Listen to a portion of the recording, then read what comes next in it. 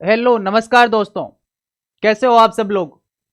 आज के इस सेशन में हम पढ़ने वाले हैं जो हमारे हार्डवेयर टॉपिक चल रहा था उस टॉपिक का अगला सेशन, जिसमें हमने लास्ट सेशन में ये पढ़ा था कि इनपुट और आउटपुट डिवाइसेस क्या होती है।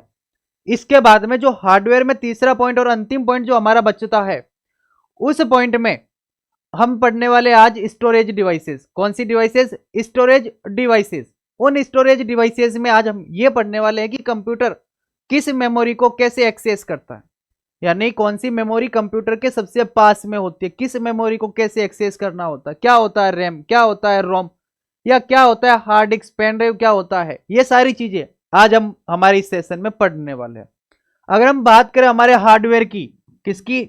हार्डवेयर की। तो हार्डवेयर में लास्ट सेशन में हमने पढ़ा था आउटपुट डिवाइसेस। क्या पढ़ा था? Output devices. कौन सी पढ़ी थी? आउटपुट डिवाइसेस पढ़ी थी दोस्तों। उन्हीं आउटपुट डिवाइसेस की अगर हम बात करें दोस्तों, तो हमारे पास उन आउटपुट डिवाइसेस में हमने प्रिंटर और मॉनिटर को डीप से पढ़ा था। आज हम पढ़ने वाले हैं स्टोरेज डिवाइसेस। हार्डवेयर का तीसरा और अंतिम पॉइंट जो है वो है स्टोरेज डिवाइसेस। उसके बाद में हमारे हार्डवेयर भी खत्म। हम पढ़ने वाले हैं स्टोरेज डिवाइसेस। स्टोरेज डिवाइसेस में भी मेनली हम आज पढ़ेंगे प्राइमरी मेमोरी और सेकेंडरी मेमोरी। प्राइमरी मेमोरी में आज हम पढ़ने वाले हैं क्या होती है रैम, क्या होता है रोम, या उसके अलावा जो वर्चुअल मेमोरी है वो क्या होती है, कैसे मेमोरी क्या होती है। ये जो सारी कॉन्सेप्ट है वो आज हम पढ़ने वाले हैं। चलिए क्लास को स्टार्ट करते हैं। और हम ये जानते हैं कि मेमोरी क्या होता है। अगर हम मेमोरी की बात करें, जैसे अगर मैं आपको एग्जांपल दूं कि जैसे मान लो मेरा जो कंप्यूटर है, ये जो कंप्यूटर है, जो मेरा ये कंप्यूटर है बेसिकली, ये कंप्यूटर, ये जो सीपीयू है, ये जो सीपीयू है, ये सीपीयू केवल पूरे कंप्यूटर के अंदर एक ही मेमोरी को जानता है। अंदर एक ही मेमोरी को जानता है। कौन? सीपीयू। सीपीयू का हम यूज क्यों करते हैं? क्योंकि हमें कैलकुलेशन करवानी है। और जो एक्चुअल में कैलकुलेशन करता है वो कौन करता है? सीपीयू। एक्चुअल जो कैलकुलेशन करता है वो कौन करता है? सीपीयू।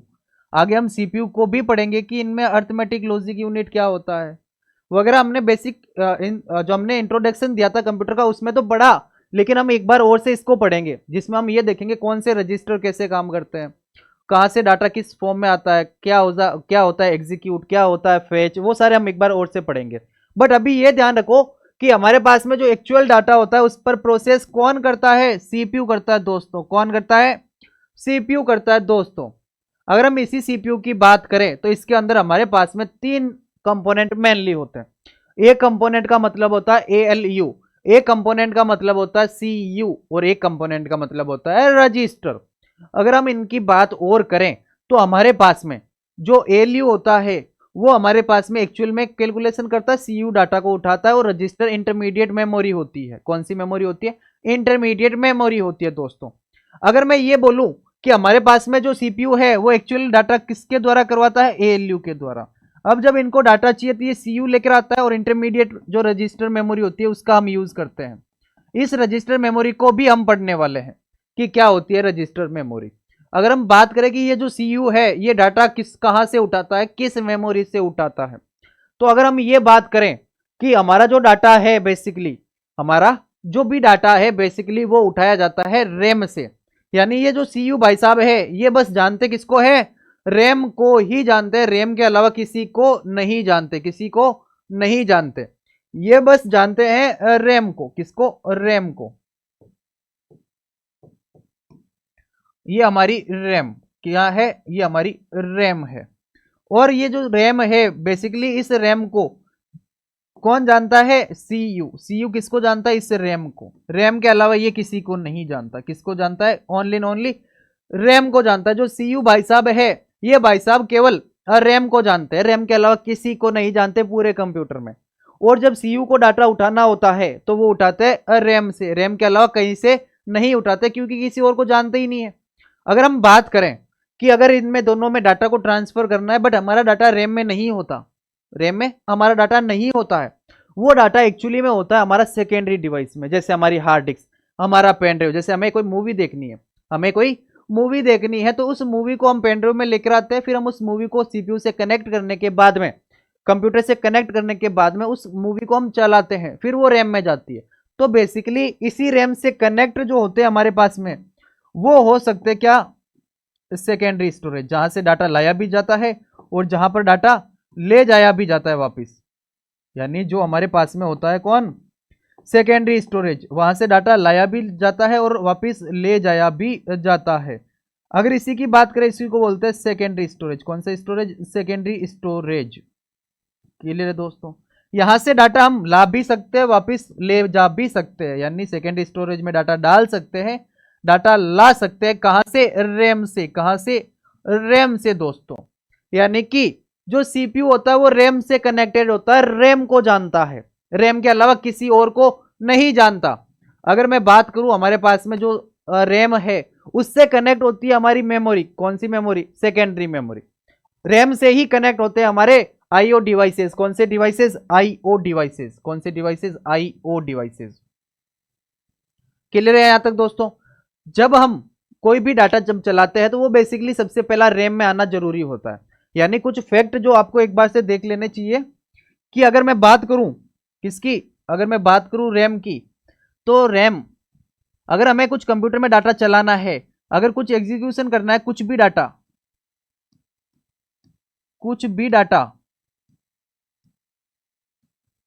डाटा जो हमें चलाना है, जो हमें चलाना होता है, कुछ भी डाटा जो हमें चलाना होता है, उसका रैम में होना जरूरी होता है। उसका रैम में होना जरूरी होता है। किसमें, रैम में होना जरूरी होता है, होना जरूरी होता है। अगर वो रैम में नहीं होगा तो वो डाटा नहीं चलेगा। जरूरी होता है दोस्तों, क्या होता है, जरूरी होता है दोस्तों। अगर वो रैम में नहीं होगा तो वो डाटा अपना नहीं चलेगा दोस्तों। यहां तक तो क्लियर है। अब अगर हम बात करें कि जो मेमोरी है कौन सी, रैम, रैम सीपीयू के सीयू पार्ट के द्वारा एक्सेस की जाती है। यानी सीयू रैम को जानता है, रैम सेकेंडरी स्टोरेज को जानता है और आईओ डिवाइसेस को जानता है। अगर मैं आपसे एक एग्जांपल दूं कि मेरे को अभी कुछ डिवाइसेस खरीदनी है, कुछ डिवाइसेस खरीदनी है, या मेरे को कुछ इंपॉर्टेंट चीज चाहिए जो मेरे पास नहीं है, वो बेसिकली है मेरे किसी दोस्त के पास। अगर मैं दोस्त से पूछूं कि दोस्त, जैसे मैं एग्जांपल दूं, मेरे को एक मोबाइल चाहिए, क्या चाहिए, मोबाइल चाहिए। मेरे पास एक एग्जांपल ये कि मेरे को एक मोबाइल चाहिए। उस मोबाइल, जैसे मान लो ये मोबाइल है, मेरे को कोई मोबाइल चाहिए, ये किसी राम के पास है। किसके पास है, राम के पास है ये मोबाइल है। क्लियर दोस्तों यहां तक तो। ये मोबाइल किसी राम के पास है, मैं राम को नहीं जानता, मैं राम के दोस्त को जानता हूं जो मेरा दोस्त है। यानी कि राम का एक दोस्त है जिसका नाम श्याम है, राम का एक दोस्त है जिसका नाम है श्याम, राम का ही दोस्त है बेसिकली श्याम, और श्याम मेरा दोस्त है। किसका दोस्त है, श्याम मेरा दोस्त है, यानी श्याम संपत का दोस्त है। क्लियर दोस्तों, श्याम मेरा दोस्त है। अगर मेरे को वो मोबाइल चाहिए तो मैं डायरेक्टली अगर राम के पास जाता, अगर मैं डायरेक्टली राम के पास जाता तो राम मना कर देता, कौन हो भाई साहब, कहां से आए हो, क्यों दूं मोबाइल, क्या पता आप इलीगल काम करो, तो मैं क्यों दूं मोबाइल आपको, तो वो मेरे को डायरेक्टली नहीं देता। बट अगर मैं श्याम को बोलता कि श्याम राम के पास जाओ और वहां से जो राम का मोबाइल फ्री पड़ा है, जो वो यूज नहीं करता, वो मोबाइल उठा के आप लो और आप मेरे को दे दो, आप मेरे को दे दो, तो मैं बेसिकली यहां किसको जान रहा होता, श्याम को। किसको जान रहा होता, श्याम को जान रहा होता दोस्तों। मैं राम को डायरेक्टली कनेक्ट नहीं कर सकता, तो मैं क्या करता, श्याम के पास से मैं डाटा लाता, और श्याम कहां से लाता, राम से, राम से श्याम लाता, श्याम से मैं लेता, और मैं उसको एक्सेस करता। उस कंडीशन में हम होते सीयू जो एक्सेस कर रहा होता, और रैम जिसको हम जानते, बट हम किसको नहीं जानते, सेकेंडरी स्टोरेज को नहीं जानते। सेकेंडरी स्टोरेज को हम नहीं जान रहे होते दोस्तों, सेकेंडरी स्टोरेज को हम नहीं जान रहे होते दोस्तों। क्लियर है यहां तक, क्लियर दोस्तों यहां तक। यानी कोई भी डाटा अगर आपको चलाना है तो वो कहां होना चाहिए, रैम के अंदर होना जरूरी होता है दोस्तों। क्या होना जरूरी होता है, रैम के अंदर होना जरूरी होता है दोस्तों। जब तक वो रैम में नहीं होगा जब तक हम उसे चला नहीं सकते। उस कारण से रैम को क्या बोला जाता है, प्राइमरी मेमोरी। क्या बोला जाता है, प्राइमरी मेमोरी बोला जाता है, क्योंकि जो जरूरी मेमोरी है RAM, RAM memory, RAM primary memory होती है। कौन सी मेमोरी होती है? प्राइमरी मेमोरी होती है। प्राइमरी मेमोरी होती है। क्यों होती है प्राइमरी मेमोरी? क्योंकि अगर रैम नहीं होती तो हम उससे क्या डाटा ला सकते, क्या मोबाइल यूज कर सकते? नहीं कर सकते दोस्तों। तो रैम के पास आएगा तो ही हम चला सकते हैं, और हमें चलाने के लिए रैम चाहिए। अगर रैम नहीं है तो चाहे आपके पास 50 मेमोरी हो, किसी काम की नहीं। क्लियर दोस्तों? तो रैम होनी जरूरी है।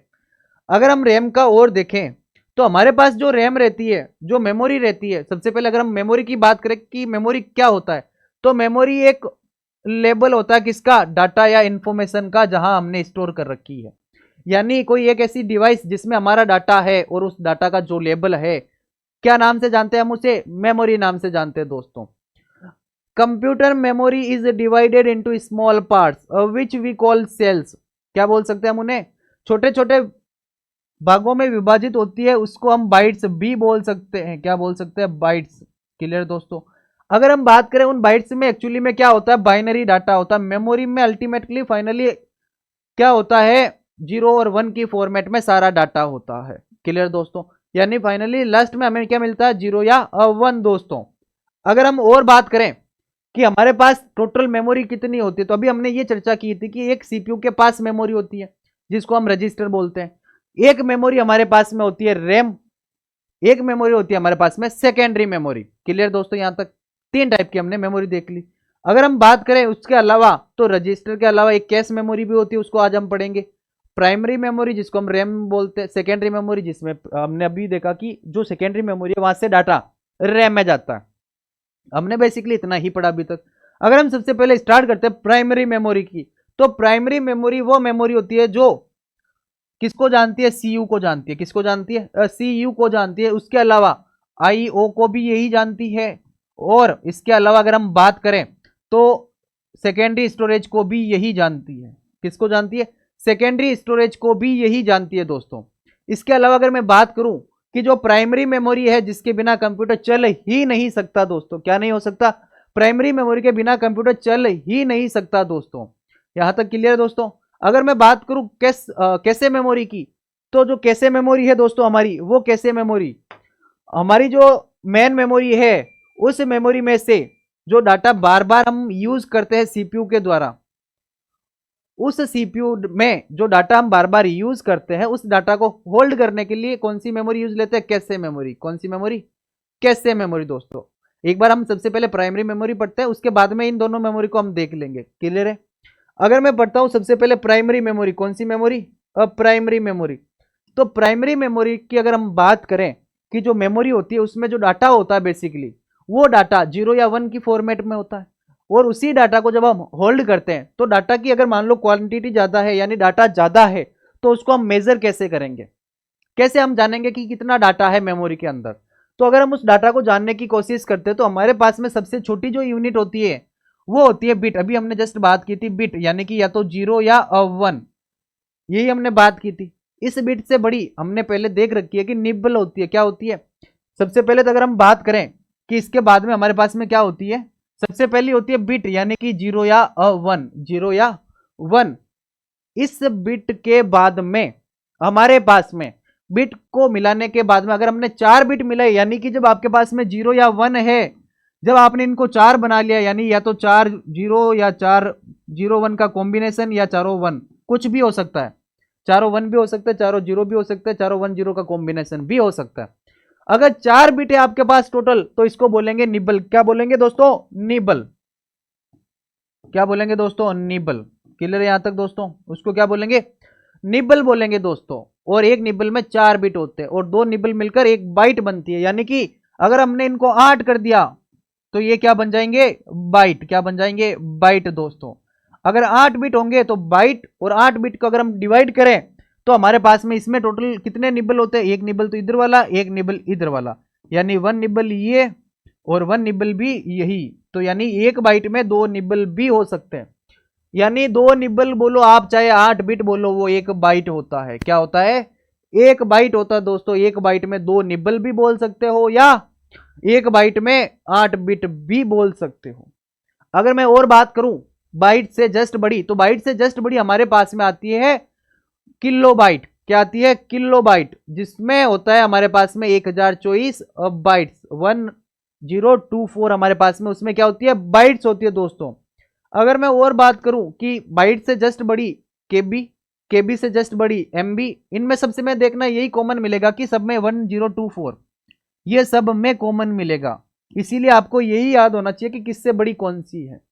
यानी अगर मैं बात करूं केबी, केबी से बड़ी एमबी, एमबी से बड़ी जीबी, जीबी से बड़ी टीबी, टीबी से बड़ी टेराबाइट से बड़ी पेटाबाइट, यही कॉम्बिनेशन चलता हमारा।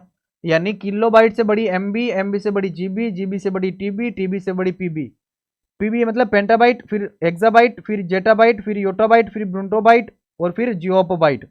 कौन से बाइट?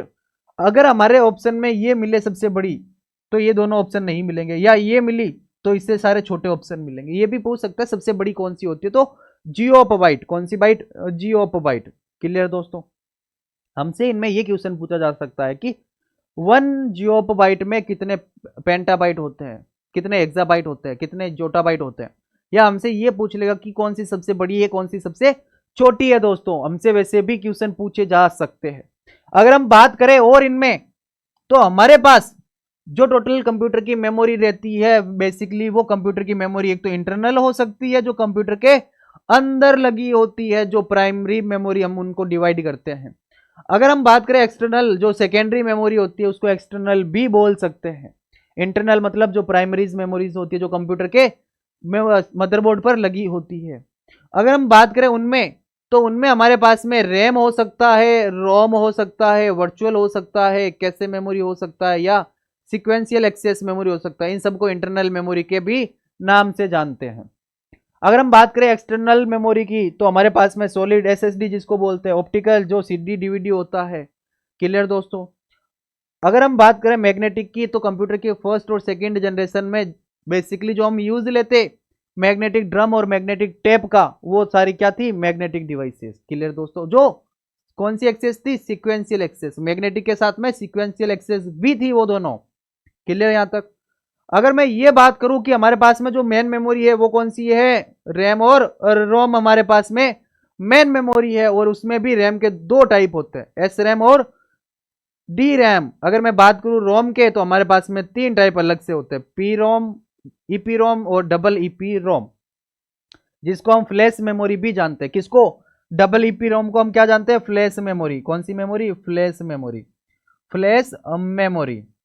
क्लियर दोस्तों यहां तक? तो इसके अलावा अगर हम बात करें डबल ईपी रोम की, तो इसमें हम इलेक्ट्रिकली डाटा हटाते हैं। किससे? इलेक्ट्रिकली डाटा हम इसमें से हटाते हैं दोस्तों। क्लियर है दोस्तों? अगर मैं और बात करूं हमारे पास मेमोरी की, तो सबसे पहले हम स्टार्ट करते हैं प्राइमरी मेमोरी। कौन सी मेमोरी? सॉरी, कौन सी स्टार्ट करते हैं? प्राइमरी मेमोरी स्टार्ट करते हैं दोस्तों। अगर मैं बात करूं इन प्राइमरी मेमोरी की, तो प्राइमरी मेमोरी में हमने ये पढ़ा था कि ऐसी कोई भी मेमोरी जो इस सीपीयू को जानती हो, यानी कि जो सीपीयू जिस मेमोरी को जानता है, सीपीयू जिस मेमोरी को जानता है, उसी को बोलते हैं हम प्राइमरी मेमोरी। कौन सी मेमोरी? Primary memory.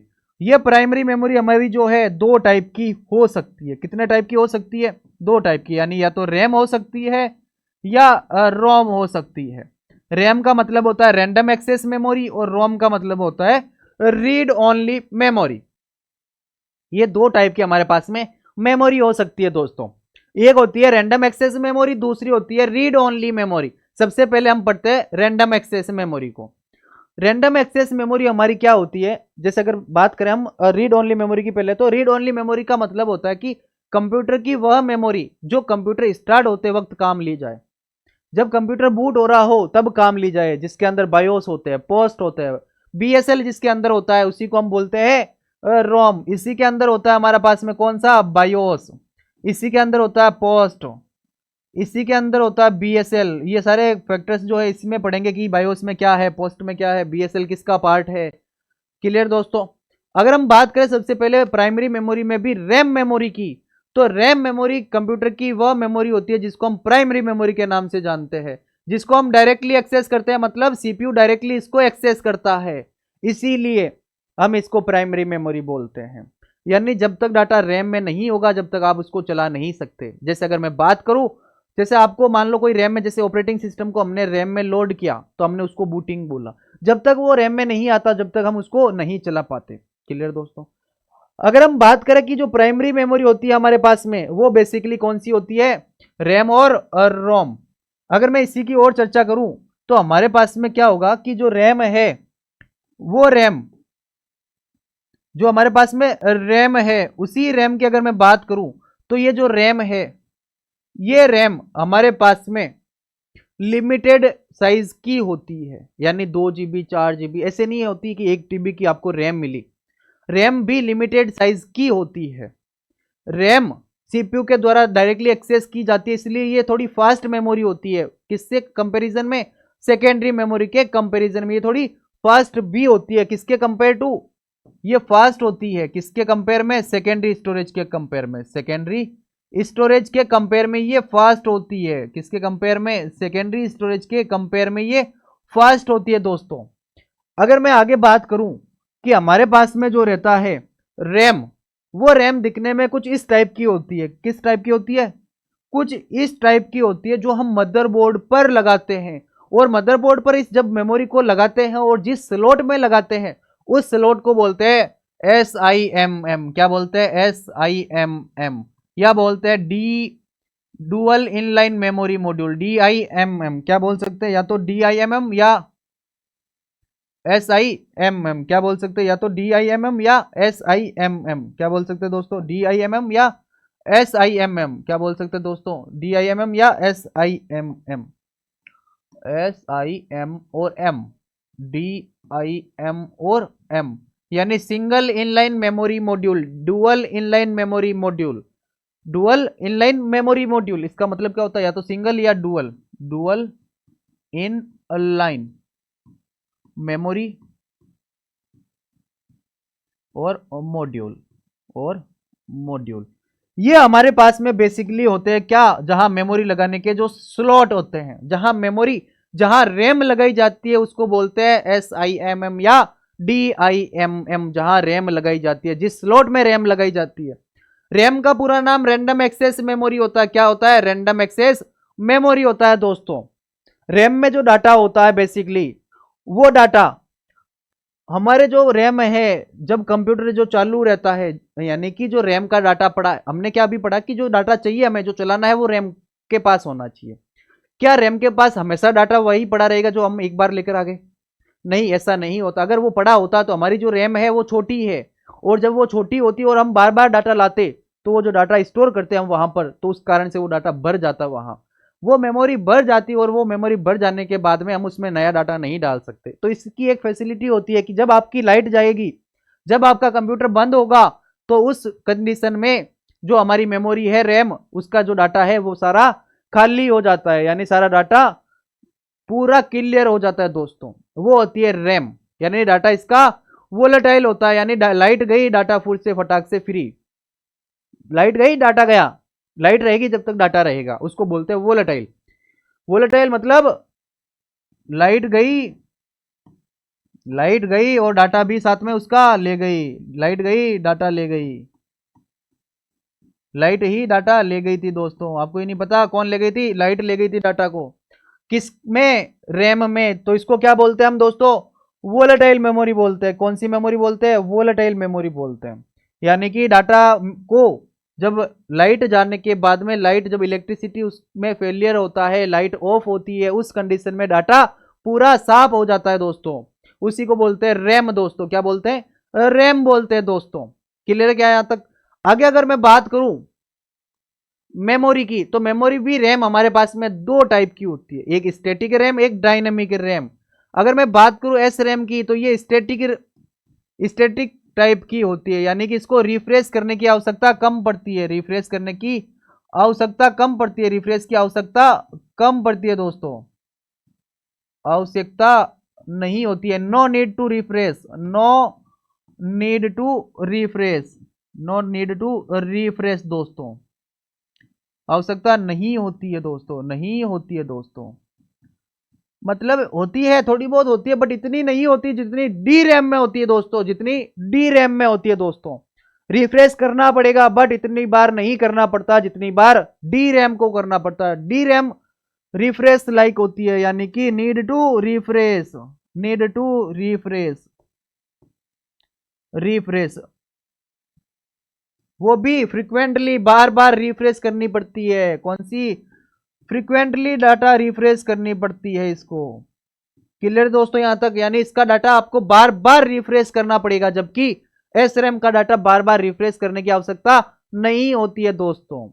अगर हम बात करें कि इसकी जो डेंसिटी होती है वो हाई होती है, इसकी डेंसिटी जो होती है वो हाई होती है दोस्तों। किसकी? डी रैम की अगर हम बात करें डेंसिटी की तो वो हाई होती है दोस्तों। अगर हम और बात करें किसकी? डी रैम और एस रैम की, तो हमारे पास में जो एस रैम है उसकी फुल फॉर्म होती है स्टैटिक रैंडम एक्सेस मेमोरी। कौन सी memory? Static random access memory. Static random access memory इसकी फुल फॉर्म होती है दोस्तों। अगर मैं और बात करूं कि ये जो मेमोरी होती है ये मेन मेमोरी होती है किसकी? सीपीयू की, कंप्यूटर की। अगर मैं ऐसे बात करता कि जो रैम है वो सीपीयू की मेन मेमोरी होती है, और जब रैम का ही एक पार्ट है तो वो भी होगी, ऑब्वियसली होगी ना, वो भी होगी। अगर मैं बात करूं इसका यूज कैसे के रूप में करते हैं, ये ध्यान रखना, इसका यूज कैसे के रूप में करते हैं, किसका? एस रैम का यूज कैसे के रूप में करते हैं दोस्तों। अगर मैं और बोलूं कि इसमें ट्रांजिस्टर्स यूज्ड होते हैं किसके लिए? स्टोर करने के लिए। किसमें? एस रैम में ट्रांजिस्टर होते हैं, जबकि डी रैम में कैपेसिटर होते हैं दोस्तों।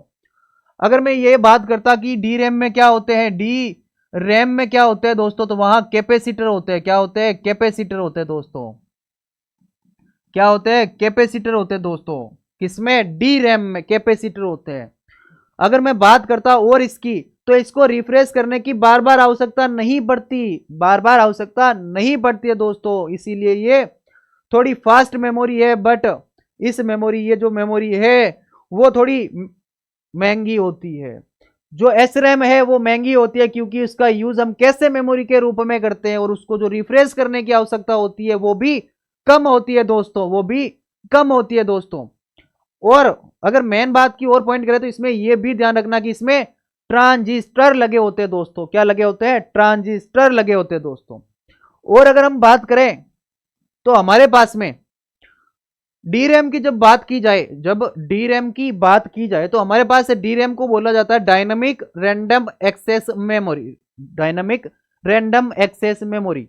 इसमें कैपेसिटर लगे होते हैं, इसमें कैपेसिटर लगे होते हैं, और इसको हमें बार बार रिफ्रेश करने की आवश्यकता पड़ती है डी रैम में। डी रैम में आवश्यकता पड़ती है दोस्तों। इसमें जो कैपेसिटी होती है वो एस रैम से ज्यादा होती है, और ये उल्टी स्लो होती है। देखो कंप्यूटर का एक लॉजिक है, जिसकी साइज, ऐसी कोई भी मेमोरी, क्या मेमोरी जिसकी अगर साइज बढ़ेगी तो उसकी जो है वैल्यू, यानी कि जैसे साइज बढ़ेगी तो उनका जो स्पीड है वो स्लो होगी। यानी कि जो स्पीड है वो हमेशा स्लो होती है जिसकी साइज ज्यादा होती है। जितनी बड़ी साइज होती है कंप्यूटर के मेमोरी की, उतनी उसकी स्पीड कम होती है। जैसे अगर हम बात करें रैम की तो साइज कम होती है, सेकेंड स्टोरेज ज्यादा होती है, तो रैम फास्ट होती है। रैम से भी छोटी वर्चुअल मेमोरी, वो रैम से भी छोटी है, बट उसकी स्पीड रैम से ज्यादा है, उसकी स्पीड रैम से ज्यादा है। अगर उसकी और बात करें रजिस्टर, वो उससे भी छोटी है, बट उसकी भी स्पीड उससे ज्यादा है। क्लियर है दोस्तों?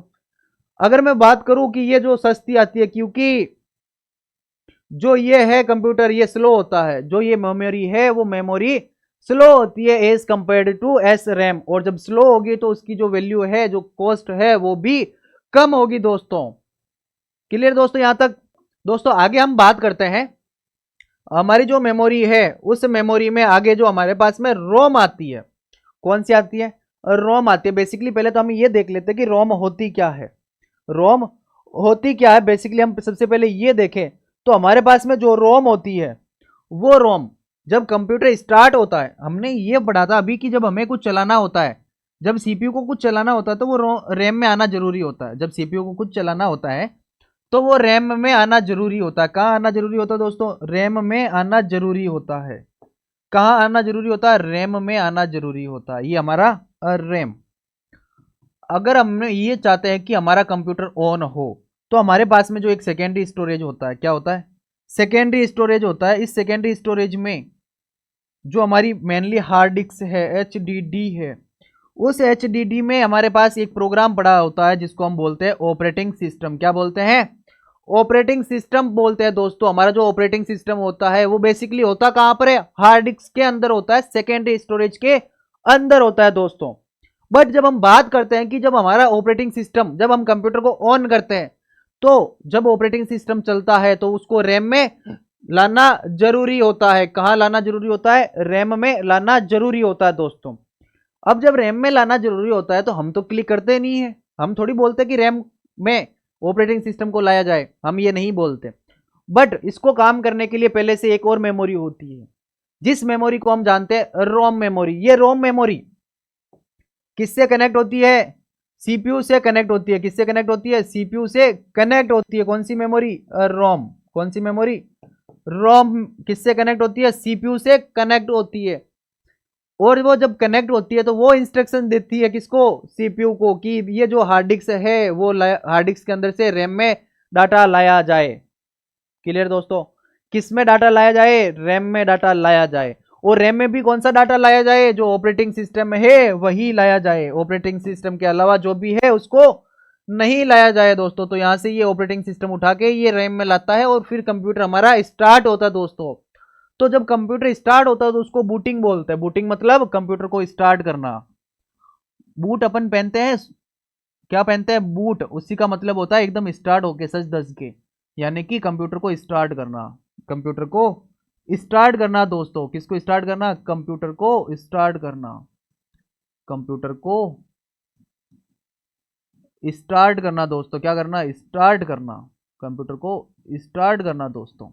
क्या यहां तक क्लियर है। बूटिंग किसको बोलते हैं, कंप्यूटर को स्टार्ट करना। या स्टार्ट करने के अलावा दूसरी हमें डेफिनेशन ये मिल सकती है कि ऑपरेटिंग सिस्टम को हार्ड डिस्क से, कहां से, हार्ड डिस्क से, इसमें सेकेंडरी स्टोरेज भी मिल सकता है, से रैम में लाना। कहां लाना, रैम में लाना दोस्तों। कहां लाना, रैम में लाना दोस्तों। क्या यहां तक क्लियर है, क्लियर है दोस्तों यहां तक।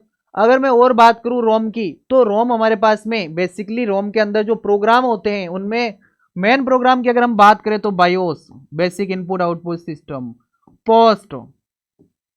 उसके अलावा जो लाने का काम करता है वो बूट स्ट्रैप लोडर, बायोस के अंदर बूट स्ट्रैप लोडर, जो इसको लोड करने का काम करे, जो बूटिंग करने का काम करे। और जो स्टार्ट करने का काम करता है वो करता है बायोस। सबसे पहला प्रोग्राम जो कंप्यूटर में चलता है उसको बायोस बोलते हैं। पोस्ट बेसिकली ये काम करता है कि आपके जो सारे कंपोनेंट है, पोस्ट मतलब power on self test. Power on self test, कौन सा test, power on self test. Power on self test दोस्तों। कौन सा test, power on self test दोस्तों। जब कंप्यूटर स्टार्ट होता है, स्टार्ट होते ही हमारे पास कुछ ऐसे डिवाइसेस होते हैं जो प्राइमरी डिवाइसेस होते हैं जिनका कनेक्ट होना जरूरी होता है। जब आप कंप्यूटर स्टार्ट करते हो तो कंप्यूटर में रैम होना जरूरी होता है, कंप्यूटर में मॉनिटर होना जरूरी होता है, कंप्यूटर में कीबोर्ड होना भी जरूरी होता है। तो वो सब चेक करने के लिए, उनके ड्राइवर सही से इंस्टॉल है क्या, वो सब चेक करने के लिए हम यूज लेते हैं पावर ऑन सेल्फ टेस्ट, जो कि पार्ट ऑफ किसका होता है, रोम का। अगर आगे हम बात करें रोम के बारे में, तो हमारा जो रोम है उसका मतलब होता है रीड ओनली मेमोरी। कौन सी मेमोरी, रीड ओनली मेमोरी होता है दोस्तों। ये तीन टाइप की होती है, पी रोम, ईपी रोम और डबल ईपी रोम। अगर हम इन तीनों टाइप की बात करें तो इस प्रोग्रामेबल मेमोरी को हम एक बार प्रोग्राम कर सकते हैं, मतलब एक बार प्रोग्राम कर सकते हैं दोस्तों। इसको एक बार ही प्रोग्राम कर सकते हैं, इस मेमोरी को हम एक बार ही प्रोग्राम कर सकते हैं, वन टाइम प्रोग्राम कर सकते हैं इसको दोस्तों, वन टाइम प्रोग्राम कर सकते हैं, यानी एक बार ही प्रोग्राम कर सकते हैं दोस्तों। इसको एक बार ही प्रोग्राम कर सकते हैं दोस्तों। आगे अगर मैं बात करूं ईपी रोम की, तो इसको इरेज भी कर सकते हैं, प्रोग्राम भी कर सकते हैं। इरेज भी कर सकते हैं, प्रोग्राम भी कर सकते हैं। बट भाई इरेज होती है ये किससे, पराबैंगनी किरणों से। किससे, पराबैंगनी किरणों से।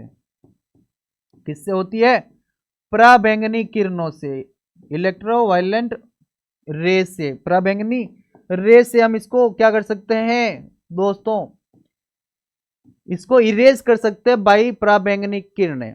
क्लियर दोस्तों। आगे की अगर हम बात करें डबल ईपी रोम को, इसको बोलते हैं फ्लैश मेमोरी। क्या बोलते हैं दोस्तों, फ्लैश मेमोरी। फ्लैश मेमोरी क्या बोलते हैं दोस्तों, फ्लैश मेमोरी। अगर हम इसकी चर्चा करें फ्लैश मेमोरी की, तो फ्लैश मेमोरी बेसिकली किससे इरेज की जाती है? इलेक्ट्रिसिटी से। किससे इरेज की जाती है? इलेक्ट्रिसिटी से। इलेक्ट्रिकली जिसको इरेज करें हम उसको बोलते हैं क्या? डबल ईपीरोम। इसमें डाटा इलेक्ट्रिसिटी से इरेज किया जाता है, बट इसका जो है पराबैंगनी किरणों द्वारा हम इसको इरेज करते हैं। ये 3 टाइप की हमारे पास में रोम होती है दोस्तों। कौन सी होती है? रोम होती है दोस्तों। अगर हम बात करें किसकी? पी रोम की, तो पी रोम की फुल फॉर्म होती है प्रोग्रामेबल रीड ओनली मेमोरी। रोम का मतलब तो वही रहेगा, रीड ओनली मेमोरी। प्रोग्रामेबल में जो रोम है उसका मतलब तो वही रहना है, रीड ओनली मेमोरी। बट अगर हम बात करें किसकी? पी रोम की, तो ये जो चिप होती है, this chip one time programmable होती है दोस्तों। कितनी प्रोग्रामेबल होती है? वन टाइम प्रोग्रामेबल होती है। एक बार प्रोग्राम कर सकते हो इसको ज्यादा से ज्यादा। P ROM is cheaper than others ROM, यानी कि जो प्रोग्रामेबल रैम रोम है वो रोम प्रोग्रामेबल, जो रोम है वो रोम, उसमें डाटा आप हटा नहीं सकते, डाटा दोबारा डाल नहीं सकते। तो आपने एक बार डाटा डाला, ऐसी कोई मेमोरी जिसमें आप 50 बार डाटा डाल सकते हो, वो महंगी होगी या एक बार डाटा डालने वाली महंगी होगी? वो महंगी होती है, क्योंकि उसको हम हटा सकते हैं, डाल सकते हैं, हटा सकते हैं, डाल सकते हैं, हमारे अनुसार कई बार उसका यूज कर सकते हैं। बट इसका यूज तो एक बार कर सकते हो। तो ये महंगी नहीं होती, बल्कि वो महंगी होती है। तो ये महंगी नहीं होती है, ये चिपर होती है। ये सबसे पुरानी मेमोरी है, किसमें से भी? रोम में। रोम के ओल्डेस्ट वर्जन हम देखें तो ये सबसे पुरानी मेमोरी है दोस्तों। क्लियर है यहां तक? आगे हम चलते हैं ईपी रोम पर। किस पर? ईपी रोम पर। जब हम ईपी रोम की बात करते हैं दोस्तों, तो हमारे पास में उसका मतलब होता है erasable programmable memory. But erase किससे होती है ये आपको पता होना चाहिए। इरेज होती है अल्ट्रावायलेट लाइट के कारण, यानी कि पराबैंगनी किरणें के द्वारा। किससे? पराबैंगनी किरणों के द्वारा। अगर हम बात करें कि जब ये ईपीरोम एक बार इरेज हम कर सकते हैं, इसको इरेज कर सकते हैं बेसिकली ईपीरोम को, बट इरेज किससे होगी? पराबैंगनी किरणों के द्वारा। जब हम इसको इरेज करते हैं तो इसको मल्टीपल टाइम इरेज कर सकते हैं, मल्टीपल टाइम हम इसको वापस प्रोग्राम कर सकते हैं दोस्तों, वापस लिख सकते हैं अंदर कुछ इसके। तो ये बेसिकली महंगी होती है कंपेयर टू पी रोम। अगर इसकी और बात करें तो ये पी रोम के बाद में आई थी, तो पी रोम से अच्छा ये काम करती है, यानी इसका अपडेट वर्जन है किसका? पी रोम का दोस्तों। दोस्तों आगे जब हम बात करते हैं पी रोम के बाद में ईपी रोम का, किसका? डबल ईपी रोम का। ई तो हमने देख लिया, इरेजेबल जो थी वो अल्ट्रावायलेट किरणों के द्वारा हम उसको इरेज कर सकते थे दोस्तों। बट अब हम पढ़ते हैं डबल ईपी रोम। कौन सी? डबल ईपी रोम। मतलब इलेक्ट्रिकली ऐसी कोई डिवाइस जिससे हम रोम का डाटा हटा सकें, वो होती है कौन सी? डबल ईपी रोम। कौन सी होती है? जिसका मतलब है electrically programmable read only memory. अगर हम बात करें इसका डाटा किसके द्वारा हटाया जाता है, तो इसका डाटा इलेक्ट्रिक चार्ज के द्वारा हटाया जाता है। ये अधिक खर्चीली होती है सभी रोम में से, क्योंकि इसका डाटा हम इलेक्ट्रिकली बार बार हटा सकते हैं, बार बार ला सकते हैं। पराबैंगनी किरणों के द्वारा डाटा हटाना थोड़ा मुश्किल होता है, बट उसमें क्या होता है कि फिक्स टाइम के बाद में आपकी वो रोम खराब हो जाती है जब बार बार डाटा हटाते हो।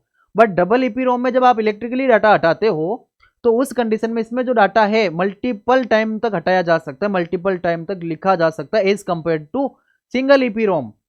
क्लियर दोस्तों? अगर मैं बात करता कि जो ये डबल ईपी रोम है ये तीसरे नंबर पर आती है, तो ये सबका अपडेट वर्जन है। पी रोम का भी अपडेट वर्जन है, डबल ईपी रोम का भी अपडेट वर्जन है। क्लियर दोस्तों? ये होती है हमारी डबल ईपी रोम। बस इसमें ये भी ध्यान रखना कि इनमें से कौन सी फ्लैश मेमोरी नहीं होता, उस कंडीशन में ये ऑप्शन में मिलता है फ्लैश मेमोरी होती है दोस्तों। कौन सी मेमोरी होती है? फ्लैश मेमोरी होती है दोस्तों। आगे हमारे पास में एक पॉइंट आता है कौन सी? कैशे मेमोरी का। कौन सी मेमोरी? कैशे मेमोरी का। अगर हम बात करें कैशे मेमोरी का, तो जो हमारा सीपीयू होता है, जो हमारा सीपीयू होता है, ये हमारा सीपीयू। अभी हमने ये देखा था कि सीपीयू एक ही भाई साहब को जानता है, जिस भाई साहब का नाम है रैम। क्या नाम है? उन भाई साहब का नाम है रैम। क्या नाम है? रैम। तो जो सीपीयू है वो बेसिकली किसको जानता है? रैम को जानता है, रैम के अलावा किसी को नहीं जानता। तो जो सीपीयू है वो रैम को जानता है, तो रैम में जब डाटा हमें लाना होता है तो हम हेल्प किसकी लेते हैं? सेकेंडरी मेमोरी की। पहली बार जब डाटा लोड किया जाता है तो वो लोड किया जाता है रोम में से। रोम में भी बीएसएल प्रोग्राम के द्वारा हम उसको लोड करते हैं। अगर हम बात करें इसी सीपीयू के किसकी? रैम की। अगर हम बात करें रैम की, तो रैम में जहां से हम डाटा लाते हैं, या तो हम लाते हैं सेकेंडरी स्टोरेज से। कहां से? सेकेंडरी स्टोरेज से डाटा लाते हैं। या इसके अलावा रैम से कनेक्ट होता है आईओ डिवाइसेस। कौन सी डिवाइसेस? IO devices. अगर हम बात करें और इन रैम की, तो रैम में बेसिकली हम अगर कोई प्रोग्राम हमारे पास में रैम से बड़ा है, यानी रैम हमारे पास में 4 GB की है, कितनी है? 4 GB की हमारे पास में रैम है, और उस 4 GB की रैम में हम कुछ ऐसा डाटा है जो फर्स्ट टाइम लेकर आ रहे हैं, जो फर्स्ट टाइम लेकर आ रहे हैं या मल्टीपल टाइम उसको लाने की कोशिश करते हैं। तो अगर हम फर्स्ट टाइम उस डाटा को लाते हैं तो सीपीयू इस पूरी 4 GB की रैम को एक बार पहले चेक करता है कि हमारा डाटा कहां पर है, कि हमारा डाटा एक्चुअली में इस रैम में है कहां पर, कौन सी मेमोरी लोकेशन पर वो डाटा पड़ा है। और मेमोरी लोकेशन भी हमारे पास में कौन से में होता है? हेक्साडेसिमल नंबर में। किस में होता है? हेक्साडेसिमल नंबर में। हेक्साडेसिमल नंबर में होता है दोस्तों। अगर हम बात करें इसी रैम की, तो रैम में कोई प्रोग्राम जब फर्स्ट टाइम लोड किया जाता है तो उस कंडीशन में सीपीयू के द्वारा पूरी रैम को चेक किया जाता है, और जब उस पूरी रैम को चेक किया जाता है तो उस कंडीशन में जो डाटा है, उस कंडीशन में जो टाइम है वो ज्यादा लगता है। पूरी रैम जब आप चेक करते हो, आपने 4 GB की रैम चेक की तो उसमें ज्यादा टाइम लगा ना 4 GB की रैम चेक करने में। अब वो जब डाटा एक बार चेक हो गया, जैसे एग्जांपल मैं आपको एक देता हूं कि अगर मान लो आपको ये स्कूल है, क्या है? ये स्कूल है। इस स्कूल में ये मल्टीपल फ्लोर्स है, क्या है? मल्टीपल फ्लोर है। और इन फ्लोर में ये मल्टीपल क्लासरूम्स है, क्या है? मल्टीपल क्लासरूम है दोस्तों, क्या है? मल्टीपल क्लासरूम है। अब मैंने ये बोला कि किसी एक क्लासरूम में राम बैठा है और आपको राम को उठाकर लाना है ऑफिस तक, तो आप क्या करोगे? फ्लोर नंबर 1 से ढूंढते हुए जाओगे कि किस फ्लोर के किस रूम में ये राम बैठा है। जैसे आपको ये मिला कि ये रूम नंबर 12 में बैठा है। किस में बैठा है? रूम नंबर 12 में बैठा है। आपको फर्स्ट टाइम तो यहां से वहां तक जाने के लिए टाइम लगा, बट जब सेकेंड टाइम में वापिस आपको कुछ बोलता कि राम को उठाकर लाना है, तो उस कंडीशन में जो वापिस सेकेंड टाइम आप जाओगे तो आप डायरेक्टली रूम नंबर 12 पे जाओगे। बीच में रूम नंबर 1 2 3 4 को आप चेक नहीं कर सकते, चेक नहीं कर पाते हो आप, क्योंकि आपको पता होता कि वो रूम नंबर 12 में बैठा है। तो आप क्यों फालतू में टाइम को वहां पर खपवाते हो? अगर मैं बात ये करता कि जब आपको एक बार पता चल जाए कि वो वहां बैठा है, तो उसका एड्रेस आप अपने दिमाग में सेट कर लेते हो कि अब की बार अगर हमको बोला जाए तो हम वही रूम में जाएंगे। अगर वहां नहीं होगा तो फिर हम चेक करेंगे कि यहाँ नहीं है भाई साहब, कहीं और है, वहां से हमें उठाकर लाना है। तो इसका जो एड्रेस वगैरह हम होल्ड करने का काम करते हैं, वो भी एक अलग मेमोरी होती है, वो एक अलग मेमोरी होती है जो कि यहां पर लगाई जाती है, जिसका नाम है कैशे मेमोरी। कौन सी मेमोरी? Cache memory. इसको चाचे नहीं बोलते दोस्तों, ठीक है? कैशे मेमोरी बोलते। कौन सी मेमोरी? Cache memory. कौन सी मेमोरी? कैशे मेमोरी बोलते दोस्तों। कैशे मेमोरी बेसिकली वो डाटा स्टोर करती है जिस डाटा को आप बार बार चलाते हो। इसमें इंस्ट्रक्शंस उसके लोड होते हैं, उसका एड्रेस लोड होता है जिसको आप बार बार चलाते हो, यानी कि आपने दिन में 1-2 बार चलाया, फिर वो आप बार बार फ्रिक्वेंटली उसको चलाते हो। जैसे हम बार बार किसी एप्लीकेशन जब हम इंस्टॉल करते हैं, जैसे आपने बड़ा गेम कभी अपने मोबाइल में इंस्टॉल किया हो, तो वो फर्स्ट टाइम जब इंस्टॉल करते हैं तो वो टाइम ज़्यादा कंज्यूम करता है एज कम्पेयर टू आप 5वीं 10वीं बार उसको वापस चलाते हो। तो वही कॉन्सेप्ट होता है वहाँ कैशे मेमोरी का, कि आप जो बार बार चलाते हो उसी इंस्ट्रक्शंस को ये अपने पास होल्ड कर लेती है, और जब आप उसको लोड करने की नीड होती है आपको, तो वो वहां से लोड करती है। यानी पहले सीपीयू इसमें चेक करेगा कि भाई साहब आपके पास राम का पता है क्या, कि राम कौन से रूम में बैठा है। ये बोल देगा अगर हमें पता है कि वो रूम नंबर 12 में बैठा है, फिर ये सीधा इसके रूम नंबर 12 में आएगा, इसको पूरे यहां से चेक नहीं करेगा। क्लियर दोस्तों?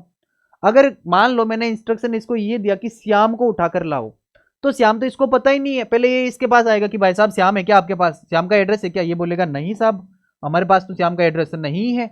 जब इसके पास श्याम का एड्रेस नहीं होगा तो फिर ये जाएगा रैम के पास, डायरेक्टली रैम के पास नहीं जाएगा, क्योंकि अगर बीच में मिल गया श्याम का एड्रेस तो इसका आधा टाइम तो ऐसे ही फिनिश हो जाएगा ना, पूरी मेमोरी चेक नहीं करनी पड़ेगी, तो आधा टाइम इसका ऐसे ही बच गया, वहां पर रिजर्व हो जाता है वो टाइम। तो इसमें मेमोरी जो है एक्सेस टाइम कम लगता है। तो दोस्तों ये थी आज की हमारी प्राइमरी मेमोरीज। कौन सी थी? प्राइमरी मेमोरीज थी दोस्तों आज की। हम अगले सेशन में हम ये पढ़ेंगे कि हमारी सेकेंडरी स्टोरेज कौन कौन सी होती है। तो मिलते हैं नेक्स्ट सेशन में इसी प्रकार की एनर्जी और इसी प्रकार की इंटरेस्टिंग फैक्ट के साथ में दोस्तों।